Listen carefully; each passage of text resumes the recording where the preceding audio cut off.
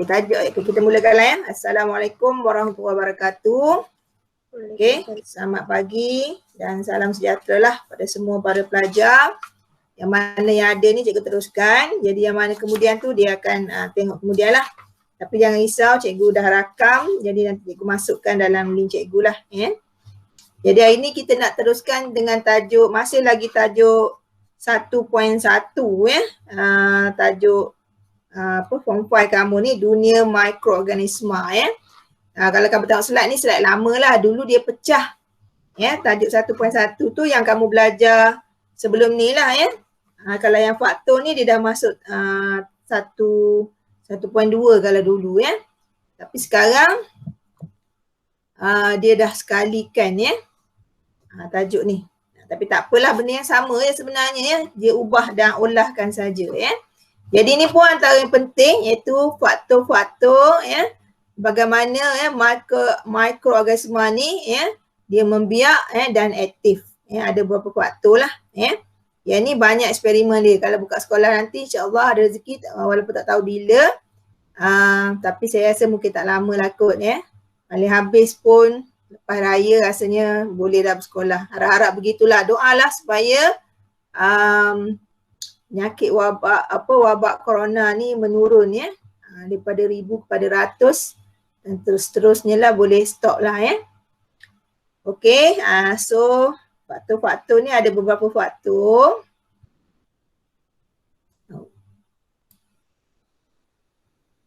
Okey. Okey, faktor yang pertama ya. Okey, nutrien. Okey, nutrien ni apa? Dengar ada perkataan nutrien. Nutrien macam makan kan? Dalam kita punya makanan ada nutrien. Dia pun samalah ya. Faktor yang pertama ya, mikroorganisma ni dia perlukan nutrien ya. Okey, apa dia nutrien? Seperti kanji, asid amino, lemak, ya, glukosa ya, yang memberikan tenaga untuk pertumbuhan lah ya. Jadi untuk makan, dalam erti mudahnya untuk pemakanan dia kelas ya. Jadi kita perlukan makanan, dia pun perlukan makanan. So faktor pertama dia adalah nutrien ya. Okey, seterusnya cahaya ya. Dia perlukan cahaya ke tidak ya? Kalau tumbuhan ya memang perlukan cahaya lah, sebab nak bina makanan sendiri kan kalau tumbuhan kan. Okey. Dan mereka perlukan cahaya untuk melakukan proses fotosintesis. Okey, mikroorganisma ni perlu cahaya ke tidak? Okey. Mikroorganisma ni sebenarnya dia tak suka keadaan cahaya ya, kebanyakannya lah. Dia suka dan aktif membiak di tempat gelap ya. Kecuali ada beberapa spesies, contohnya alga ya. Yang tu dia nak cahaya sebab sifat dia seperti tumbuhan walaupun dia bukan tumbuhan ya. Di mana ada di antara alga tu ya, boleh buat makanan sendiri melalui proses fotosintesis. Ada kan kamu dah buat jadual tu, okey. Di kalangan alga tu, di kalangan alga iaitu Spirogyra, dia boleh buat makanan sendiri, dia autotrof. Yang jenis tu memang nak cahaya. Tapi yang lain, virus, protozoa semua tu ya, kulat, semua suka tempat gelap. Sebab tu kamu ya, kalau tempat yang gelap, contohnya kat badan kamu sudahlah. Bawah mana? Kat mana? Bawah ketiak kamu kan. Kenapa bau masam? Sebab adanya bakteria yang aktif ya dekat situ, dan bau busuk lah. Bau busuk tu kehadiran dia lah yang aktif membiak ya. Dia suka apa? Sebab situ adalah gelap. Ada faktor lain daripada gelap ya. Okey. Tetapi sinar ultraviolet iaitu UV kebanyakannya boleh membunuh bakteria. Sinar UV ni sinar apa? Daripada sinar cahaya jugalah.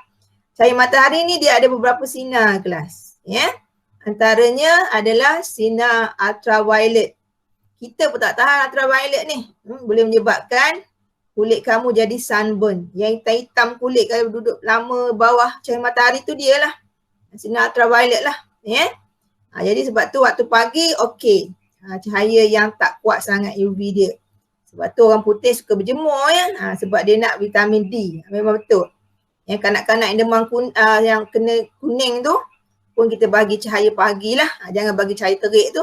Dia pun tak tahan untuk dapatkan vitamin D. Tapi ultraviolet ni tidak dia boleh merosakkan kulit, dia boleh menyebabkan kanser, nampak bakteria pun boleh mati. Okey. Yang mana pula fotosintesis? Itu dipanggil cahaya tampak. Cahaya sekarang lah, cahaya yang ada sekarang cahaya tampak tu semua perlukan lah Okey, faktor kedua ialah cahaya. Jadi kesimpulannya kita kata Microsoma ni dia tak suka tempat bercahaya kecuali yang boleh buat makanan sendiri. Contoh tadi alga lah. Tapi ada yang selain daripada alga kan. Kamu dah buat jadual itu kan. Okey, ni faktor yang kedua. Okey, faktor yang ketiga suhu. Okey, suhu macam mana yang dia suka? Yang dia nak aktif membiak. Okey, dia sangat aktif pada suhu bilik. Suhu bilik tu apa? Inilah suhu dia. Antara 20 hingga 45 darjah Celsius. Suhu bilik secara am saya boleh kata 37 lah suhu badan kita tu. Okey. Biasanya antara 35 hingga 40 itu paling cantik lah. Okey, suhu bilik. Dia suka suhu yang begitu. Sederhana lah saya boleh kata Kalau suhu tinggi sangat juga sama. Boleh membunuh mikroorganisma tersebut. Okey. Tadi saya kata dia bakteria Cahaya yang kuat seperti UV tu, dia tak tahan. Sama juga suhu. Suhu yang tinggi dia boleh membunuh lah. Sebab tu kita masak air Kita ada air, kita masak. Dia lebih baik daripada air tapis. Walaupun air tapis tu dikatakan menapis sehingga ke mikrob yang kecil-kecil. Tapi masak tu lebih bagus lagi sebab dia boleh membunuh kebanyakan mikrob. Walaupun ada yang tak mati disebabkan suhu tinggi, tapi kebanyakannya matilah. Jadi dia tak suka suhu tinggi sangat. Suhu sejuk macam mana? Suhu sejuk pun dia tak suka, tapi dia tak mati suhu sejuk ni. Suhu sejuk ni sama juga suhu tinggi. Bezanya suhu tinggi dia boleh mati, suhu sejuk dia tak mati, cuma dia tak aktif. Dia ada tapi dia tak aktif. Dia tak membiak. Sebab tu kita simpan makanan dalam peti ais, makanan kita tahan untuk beberapa hari lah. Tapi tak adalah berbulan-bulan kalau setakat suhu atas tu. Suhu yang biasa tu. Lebih kurang 0 hingga 5 darjah Celsius. Tapi bolehlah tahan makanan kita untuk beberapa hari ataupun seminggu. Kecuali kamu masukkan dekat sejuk beku. Itu dia tahan lama lah berbulan-bulan. Sebab itu suhu dia negatif. Bawah daripada 0. Jadi nak menunjukkan bahawa sebenarnya dia tak mati dia cuma tak aktif je. Sebab tu makanan kita tahan kalau kita letak kat sejuk beku. Contohnya daging import lah. Itu dia. Itu kita panggil suhu ekstrim. Suhu ekstrim ni apa? Suhu yang terlampau tinggi dengan suhu yang terlampau rendah. Tapi orang jarang kaitkan dengan suhu yang tinggi lah. Sebab suhu tinggi ni secara semula jadi tak ada lah. Kecuali api lah, bakar itu cerita lain lah. Tapi suhu yang sangat sejuk ni memang wujud lah. Macam saya kata itulah kutub utara, kutub selatan, Antartik semua tu lah So ni faktor yang ketiga So, suhu apa? Suhu bilik. Suhu bilik ni suhu sekarang lah. Suhu persekitaran kita ni. Okay. Sebab tu kat Malaysia ni paling banyak tumbuhan, flora, fauna termasuk mikrob lah. Sebab apa dia suka? Sebab suhu kita ni adalah suhu sederhana, kita boleh kata sepanjang tahun. Sebab kita berada di garisan khatulistiwa. Kamu belajar geografi kan? Maknanya suhu kita ni sama, boleh dikatakan secara purata yang sama sepanjang tahun. Jadi Malaysia ni paling sesuai untuk hidupan. Sebab kita antara negara yang berada di khatulistiwa. Saya boleh kata Asia lah. Sebenarnya kita ni jauh lebih baik daripada negara Eropah. Jauh lebih baik daripada negara Jepun. Sebab mereka ada 4 musim. 4 musim ni kita terasa terliur sebab kita tak mengalaminya. Kita teringin nak main salji tu. Tapi kalau kita berada di tempat mereka, sebenarnya jauh lebih baik negara kita lah. Sebab tu orang kata jauh kita berjalan banyak kita dapat ilmu sebab kita boleh tahu keadaan sebenar. Bacalah kisah orang yang duduk luar negara. Hakikatnya bagus macam mana pun kat luar negara Malaysia ni jauh lebih baik. Dari segi suhunya, dari segi pestarannya dan sebagainya. Okey?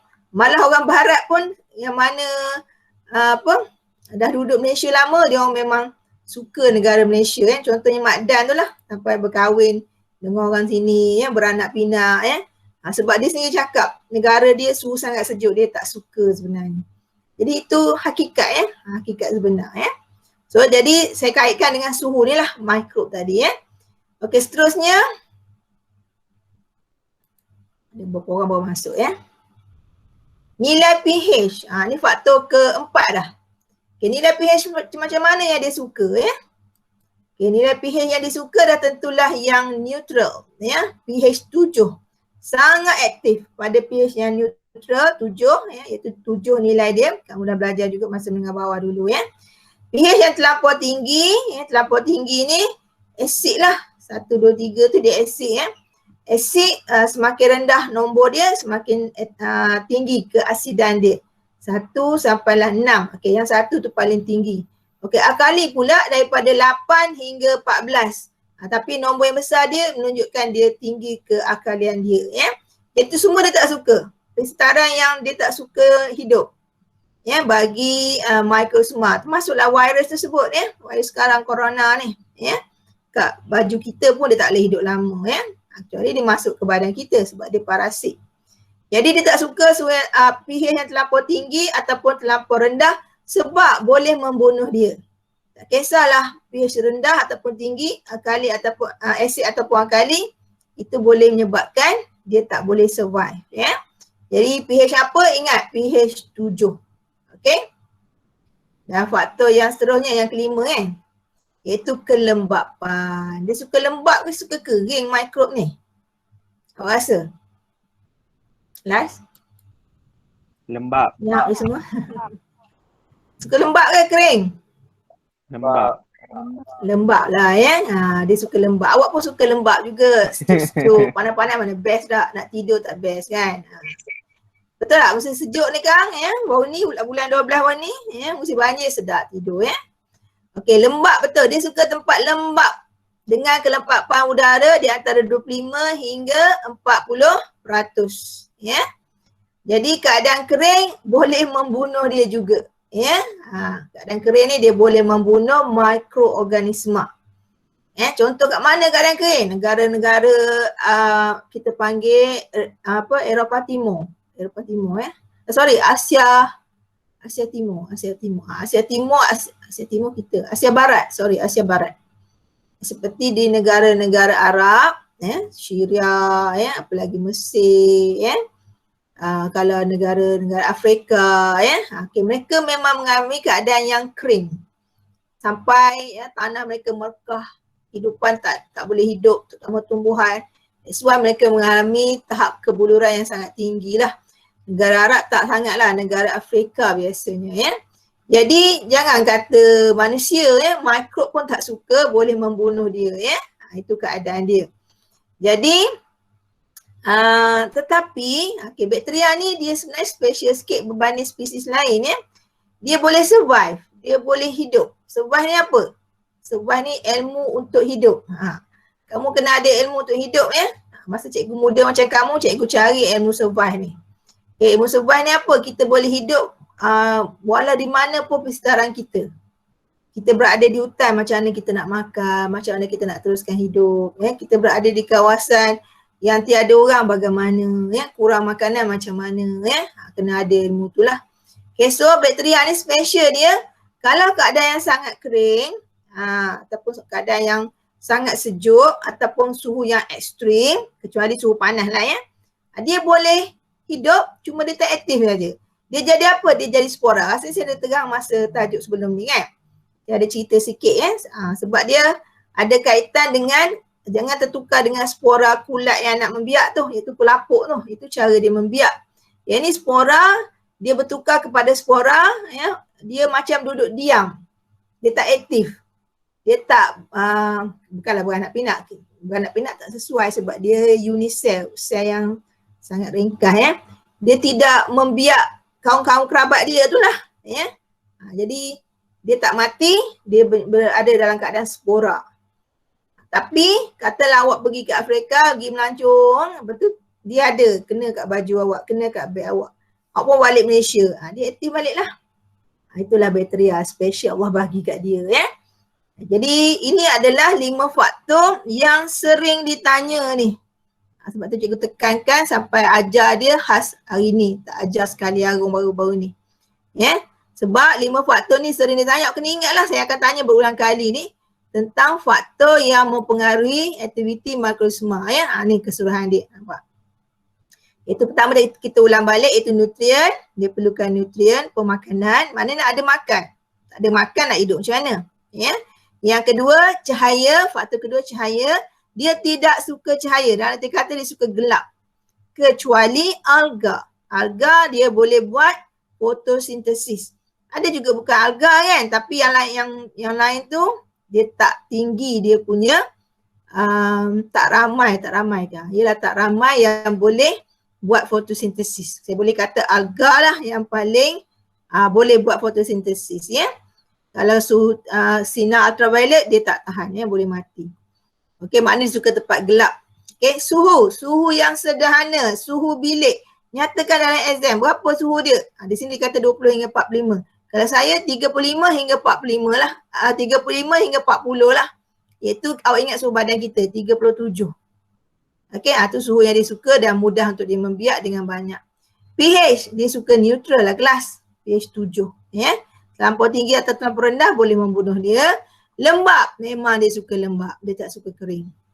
Ya, iaitu adalah ciri-ciri ataupun faktor yang mempengaruhi pembiakan dia.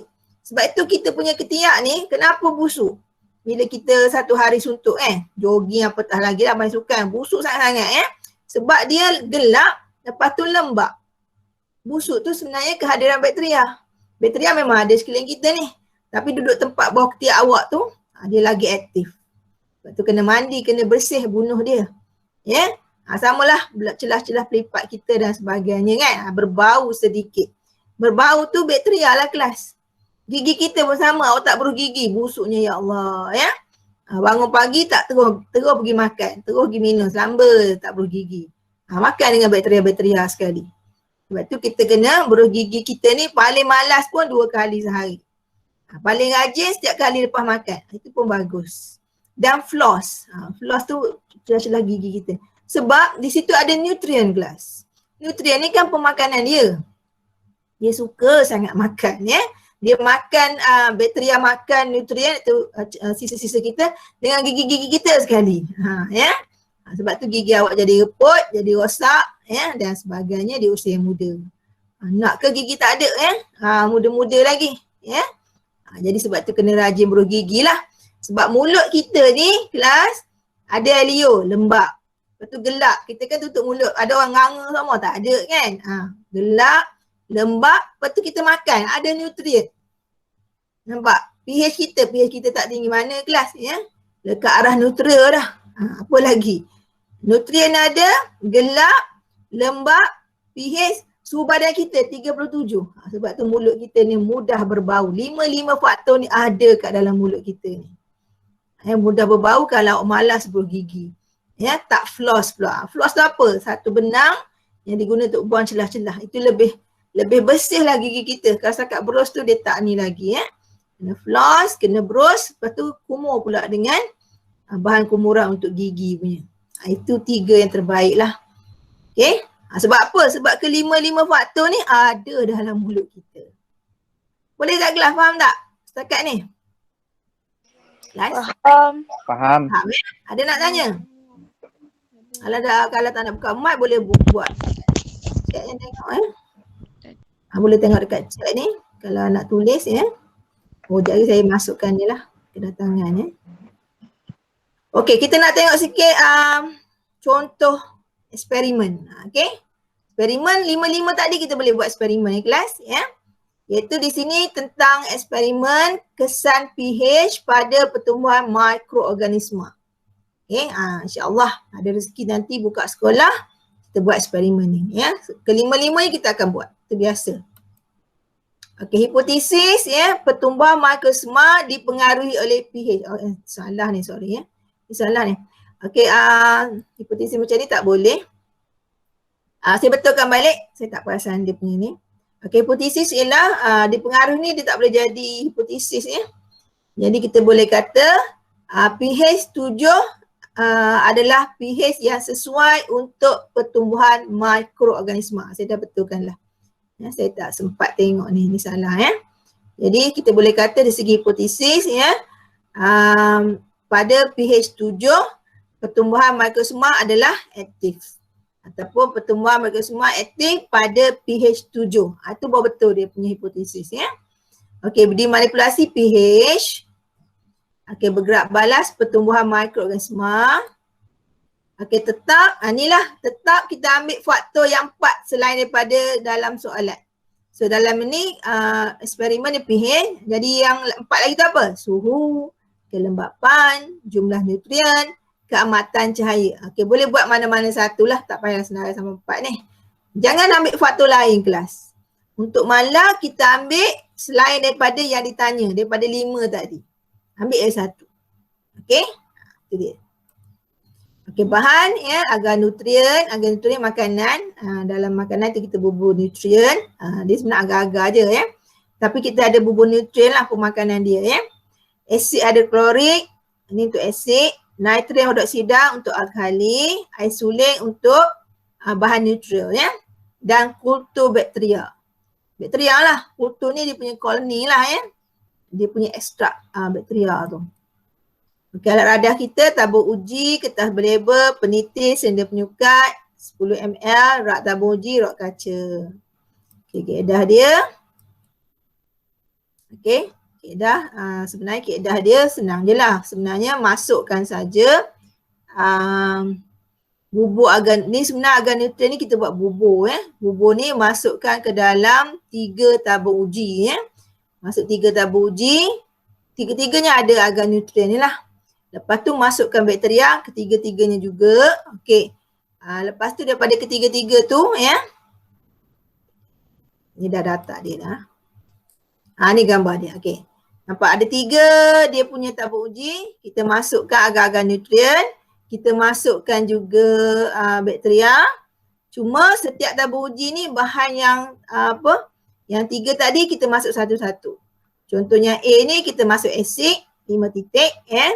Nitro hidroksida kita masuk 5 titik dan yang ketiga ni C ni kita masuk isolate. Yang lain semua sama. Agar-agar dan bakteria semua ada ketiga-tiga ni. Dan sebaiknya ditutup dengan kapas yang atas ya. Ini gambar rajah dia lah. 3 tabur uji disediakan ya.